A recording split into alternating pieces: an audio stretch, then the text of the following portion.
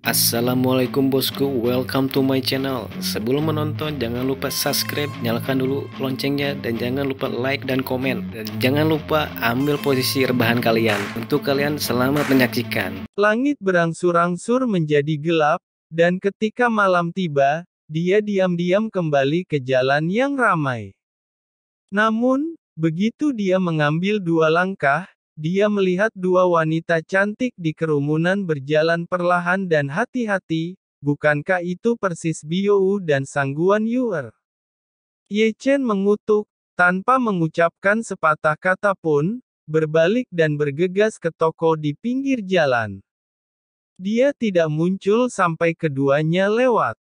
Dia tidak bersembunyi dari Biyu, tapi bersembunyi dari Sangguan Yuer.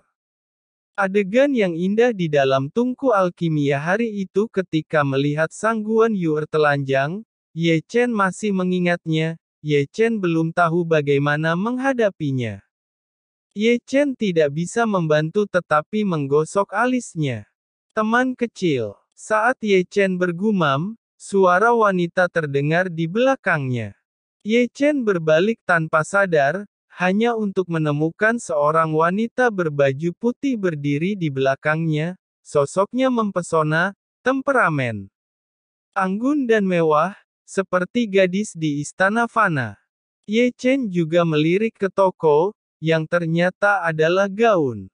Namun, ketika berbicara tentang gaun yang tergantung di sini, mereka benar-benar berwarna-warni, segala macam hal, masing-masing luar biasa, diwarnai dengan segala macam kecemerlangan. Ye Chen hanya meliriknya, lalu dia terpesona oleh pemandangan itu. Teman kecil itu mewah. Wanita berbaju putih itu tersenyum. Ini dia. Ye Chen tersenyum, melirik ke jalan terlebih dahulu, dan melihat bahwa Biyu dan Sangguan Yuer telah pergi jauh sebelum dia berbalik dan berjalan ke toko. Apakah kamu akan membeli untuk kekasihmu atau istrimu? Wanita berbaju putih itu terkekeh. Kekasih. Ye Chen menjawab sesuka hati. Ye Chen akan membelikan gaun indah untuk Chu Xuan dan Chu Ling'er. Ye Chen benar-benar melihat 2 gaun glamor. Keduanya bersinar dengan dewa berwarna-warni, sangat indah, dan Ye Chen juga melihat bahwa kedua gaun ini bukan hanya gaun, tetapi juga pengorbanan melalui metode rahasia khusus, yang menggambarkan pertahanan tersembunyi. Ye Chen tertarik. Melihat 2 gaun ini, gambar indah muncul di depannya. Artinya, Chu Xuan dan Chu Ling'er memakainya dan menari seperti peri di surga. Yang di sebelah kiri adalah kostum peri berwarna-warni, dan yang di sebelah kanan adalah kostum Phoenix yang berwarna-warni. Ketika Ye Chen terpesona, wanita kulit putih itu tersenyum lembut. Ini adalah mahakarya terbaru saya dari Pavilion Phoenix, dan saya tidak akan pernah membuat yang kedua. Ini unik, Ye Chen tersenyum. Bisa dibilang begitu. Ada juga teknik pertahanan tersembunyi di atasnya, iya. Ye Chen menyentuh dagunya. Teman-teman kecil memiliki penglihatan yang bagus sehingga bahkan bisa melihat ini. Wanita berbaju putih itu terkejut. Berapa harganya? 2 pasang gaun itu seharga 1 juta. Saya beli. Wanita penjual gaun berkata, kedua gaun itu hanya satu di dunia, tidak ada yang lain. Jepit rambut Phoenix ini juga sangat unik, sangat cocok buat kekasih untuk dikenakan pengantin saat mereka menikah. Ye Chen berkata, senior, saya khawatir saya akan kehilangan banyak uang untuk membeli ini. Wanita penjual gaun berkata, aku akan memberimu secara cuma-cuma untuk jepit rambut ini. Terima kasih senior. Setelah membeli gaun untuk Chu Xuan dan Chu Ling'er, Ye Chen berjalan di sepanjang jalan. Dan Ye Chen menemukan tempat perjuadian, di mana perjuadian itu mempertaruhkan uang untuk menebak siapa pemenangnya dalam kompetisi alkemis. Tentu saja di sini Ye Chen mempertaruhkan uang banyak untuk bertaruh memilih pria bertopeng yang akan menjuarai, yang tak lain memilih dirinya sendiri. Pria bertopeng tidak ada yang memilihnya dikarenakan kemungkinan menang itu sangat susah tetapi hadiahnya jika pria bertopeng menang, hadiahnya akan berkali-kali lipat. Ye Chen berlanjut main judi menebak angka. Di sini Ye Chen menang banyak uang karena dengan kekuatan mata roda abadi, Ye Chen bisa menang dengan mudah. Setelah membuat taruhan, Ye Chen pergi dari tempat perjudian. Sambil berjalan, seorang lelaki tua berambut abu-abu keluar dan menghentikannya. "Senior, ada yang salah, kenapa menghalangi jalanku?" Ye Chen menatap pria tua berambut abu-abu itu dengan ragu. "Anakku ingin mengajakmu naik untuk minum." Pria tua berpakaian abu-abu itu berkata dengan lemah. Hampir tidak ada fluktuasi emosional, dan seluruh tubuhnya mengeluarkan napas dingin. Meskipun mata tua itu keruh, mereka bersinar dengan cahaya yang tajam. Pria ini adalah seorang pembunuh. Ye Chen bergumam di dalam hatinya. Sebelumnya, Ye Chen terlibat dalam intelijen. Para pembunuh di kabinet intelijen pada dasarnya memiliki temperamen ini. "Anakmu." Setelah bergumam, Ye Chen menatap lelaki tua itu dengan ragu lagi. "Itu anakku." Orang tua berpakaian abu-abu itu tidak menjelaskan terlalu banyak, tetapi menunjuk ke sebuah restoran megah di pinggir jalan, duduk di sebelah jendela di lantai 3, duduk seperti pria tampan. Melihat itu, Ye Chen mendongak ke samping, dan tiba-tiba ragu-ragu, "Itu Jining Suang. Teman kecil, tolong." Pria tua berpakaian abu-abu itu telah mengulurkan telapak tangannya. "Itu bagus untuk dikatakan." Ye Chen sedikit menoleh ke belakang, ketika lelaki tua berjas abu-abu memasuki restoran dan langsung naik ke lantai 3. Setelah membawa Ye Chen, lelaki tua berpakaian abu-abu itu berbalik dan menghilang. Tapi Ye Chen tahu bahwa pembunuh seperti itu mungkin bersembunyi di sudut yang tidak bisa dia lihat. Pembunuh kelas atas adalah yang paling gelisah. Ye Chen duduk dengan Jining Suang. Untuk kekasihnya di masa lalu, meskipun Ye Chen tidak mencintainya, Ye Chen tidak bisa berbicara tentang kebencian. Meskipun Ye Chen membenci Cheng Kun, tidak ada alasan untuk membenci Jining Suang. Jining Suang tersenyum sedikit dan menuangkan segelas anggur untuk Ye Chen sendiri. Jining Suang tidak mengenalinya, karena mantra tipuan dan topeng hantu, dia disembunyikan dengan baik, meski tidak dapat mengenali penglihatan Jining Suang. Namun, meskipun dia seorang wanita, dia bertindak seperti seorang pria, sangat anggun, seperti seorang panegeran, tetapi orang-orang dengan sedikit penglihatan dapat melihatnya, terlebih lagi orang yang bersemangat dan terkendali, semakin mengerikan. Ye Chen tidak pernah meremehkan Jining Suang, terutama setelah kompetisi 3 sekte. Tidak ada yang tahu kengerian Jining Suang lebih baik darinya. Ye Chen seharusnya menjadi orang yang kalah dalam pertempuran itu, karena Jining Suang tidak menggunakan senjata kehidupan, kalau tidak dia tidak akan mengalahkannya. Namun, Jining Suang juga tahu bahwa bahkan jika dia menang melawan Ye Chen dengan senjata kehidupan, Jining Suang adalah pecundang dalam arti tertentu, karena Jining Suang tingkat kultivasinya yang jauh lebih tinggi daripada Ye Chen. Pada saat ini, ketika keduanya duduk, Ye Chen masih mengenalnya, tetapi Jining Suang masih tidak mengenalnya. Saat itu, yang disebut menang atau kalah tidak lagi penting. Hubungan cinta sebelumnya benar-benar berakhir. Selain itu, Ye Chen yakin bahwa Jining Suang mengundangnya untuk minum kali ini, karena nama Chen Ye. "Rekan Taois, saya dari Chu Utara." Setelah minum segelas anggur, Jining Suang memandang Ye Chen. Kalau saya, tuan muda dari keluarga Wu Tian di Chu Utara, Ye Chen dengan santai menarik keluarga yang mungkin tidak ada.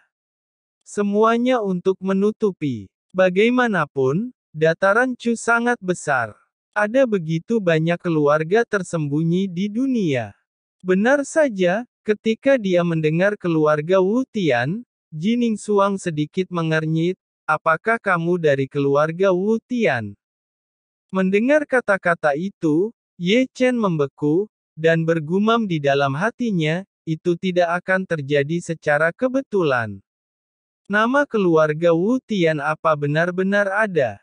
Jining Suang berkata, sejauh yang saya tahu, tidak ada alkemis dalam keluarga Wu Tian. Jining Suang menunjukkan keraguan. Juga, tetua Wu Tian tampaknya hanya memiliki 3 anak perempuan dan belum pernah mendengar dia memiliki seorang putra lelaki.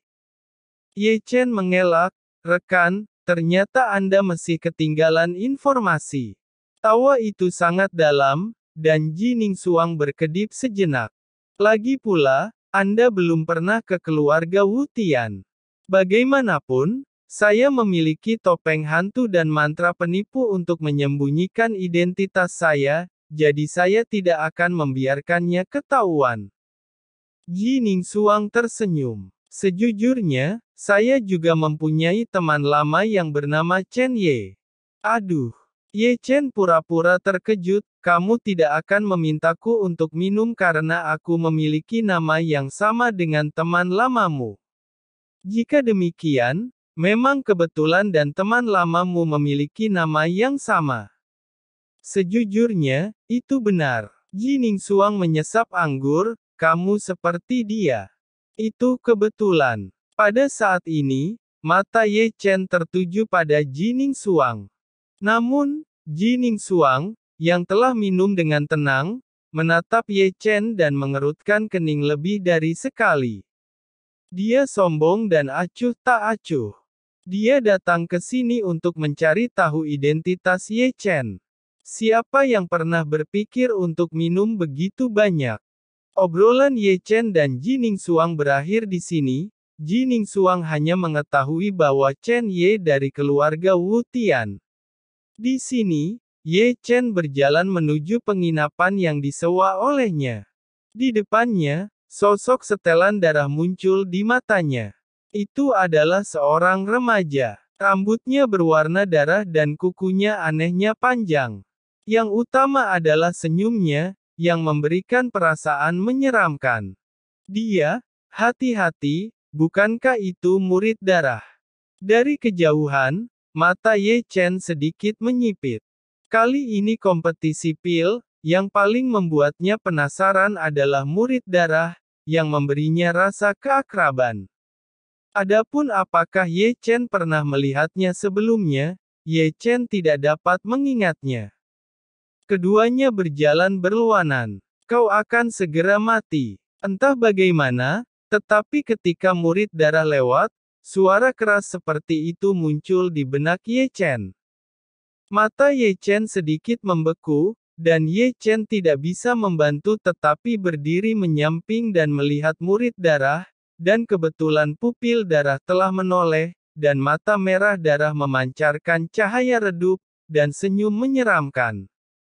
Ye Chen mengerutkan kening, melihat ke belakang tanpa pandang bulu, berbalik dan menghilang ke kerumunan.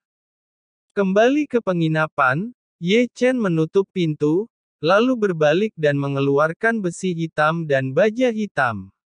Lalu datanglah pedang crimson merah. Pada akhirnya, Ye Chen mengorbankan api abadi, membungkus semua besi hitam, baja hitam, dan pedang crimson merah di dalamnya, dan mengoperasikan teknik pemurnian, terus-menerus melebur besi hitam dan baja hitam ke dalam pedang crimson. Larut malam, Jining Suang berdiri di sebuah taman kecil, diam-diam menatap langit.